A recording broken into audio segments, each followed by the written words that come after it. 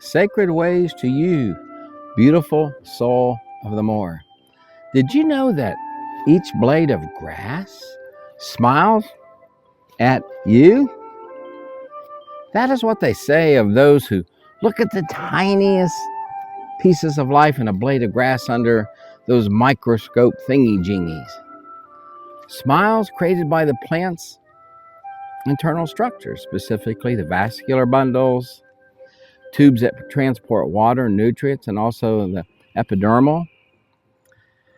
Rev was not raised under any spiritual gathering of religious or spiritual belonging. God was already in me and around me that I sensed when I was a kid. Yes, I was connected to the earth and to the sky people and everything in between. I knew I was loved. I knew I had a purpose, communicating with creation. God communicated through his creation in wondrous ways to me back then as a kid and as a teen and at my own Walden Pond. You know, the feminine side of God flowed through the woods and the pond and the grass and the elements and the critters. It was flowing in the air in total abundance, surrounding me with acceptance and amazing love. It is life transforming, and the joy and tranquility that comes from God and creation is so supportive for Rev. It is the mystical medicine of God to be in oneness of creation, which is overflowing with a love, and compassion, and understanding of God. A closeness that's beyond words. The cultural ways will cover and hide these mystical ways. God has been the greatest teacher of the mystical more for Rev. These energies for the Creator are cleansing and refreshing and renewing.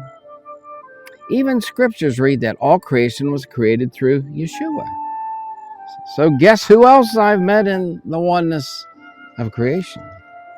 There is constant communication with the divine here on the hill, out here in the country where we walk and breathe and we are. Here's a key for Rev that most would find hard because of the deep connections of culture, which is another far off place from who we really are and why we're really, really, really here. There's not much of God flowing freely out there. Some little thinking from this old hermit on the hill, when the God of love is outside in creation in total abundance, sacred sanctuary everywhere. Since I was a kid of the 50s and the 60s, I've not been a movie watcher. I will watch some TV with wife when we are dining together, like game shows or cooking shows.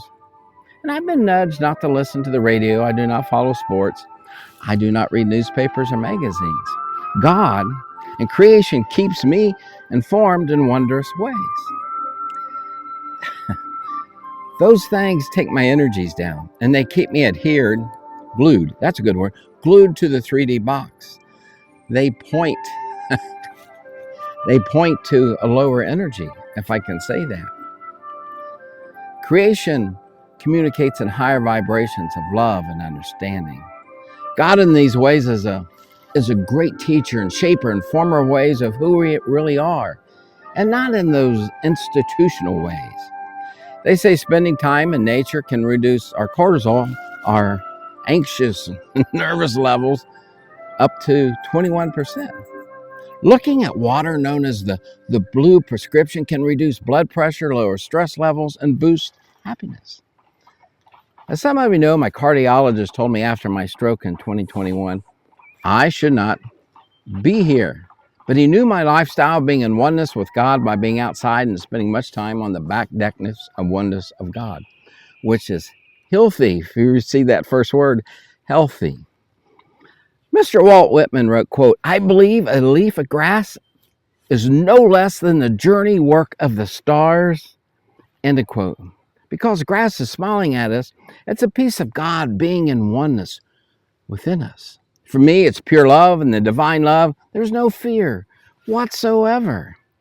In my near-death experience, I'm standing there in the midst of these much higher dimensional energies being loved on because I am with the I am. I'm in oneness and in tightness with the one who creates and moves and flows and is.